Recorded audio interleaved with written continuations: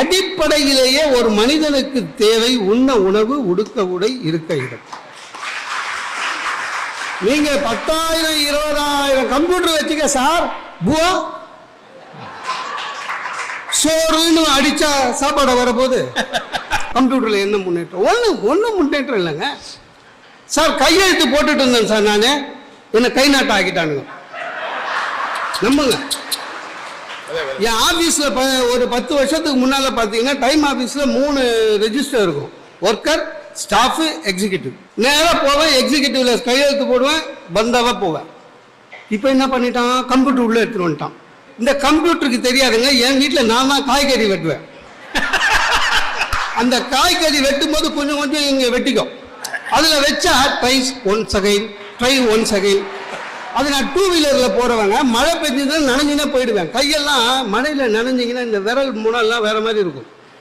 அதை வச்சா try again, try again. 10 நிமிஷமா பின்னால் ஒரு பியூன் சொல்கிறான், சார் நீ லீவ் போட்டு கையை காய வச்சு எடுத்துனா போ சார். சார் சம்பளத்தை கையில் கொடுத்துருந்தாங்க சார், அந்த மகிழ்ச்சி வாங்கினவனுக்கு தான் தெரியும்.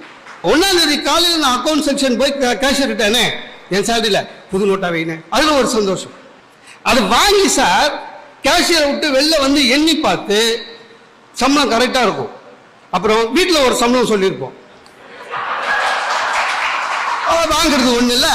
அதனால நம்ம ஷேரை எடுத்து மடிச்சு போட்டுட்டு அதே கவரை மூடி வச்சு அவங்ககிட்டயே ஸ்டேப்லர் வாங்கி அடிச்சு வீட்டுக்கு போய் நல்ல பிள்ளையாட்ட பெருமாள் படத்துக்கிட்ட வை அப்படின்னு அவங்க மகிழ்ச்சியா அப்படியே கவரை என் கையில் எங்கள் வீட்டுக்காரர் எப்பவும் கொடுப்பாருன்னு போ.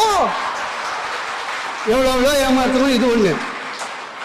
இப்போ என்ன ஆயிடுச்சு, திடீர்னு ஒரு கார்டு கொடுத்துட்டான், ஏடிஎம் கார்டு. இப்போ என்ன ஆயிடுச்சு, ஏதோ ஒரு நம்ம அடிக்கடி உளருவோம்ல, பின் நம்பரை உளறிட்டேன். அவ போட்டு பார்த்துட்டு, என்னங்க உங்களுக்கு சம்பளம் 45ன்னா 60ன்னு காமிக்குது அப்படின்னா,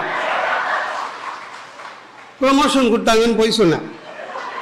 இப்போ என் கை செலவுக்கு என் தங்கச்சி அக்காவுக்கு என் கையில இருந்து கொடுக்குற காசுக்கு வட்டிக்கு கடை வாங்கினுக்கிறேன்.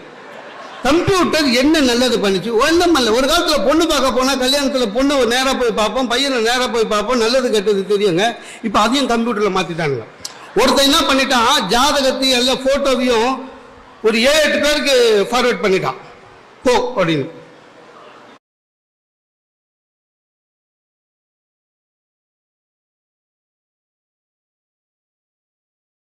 எட்டு ராசி இல்லை, அதனால நிறுத்திட்டேன்.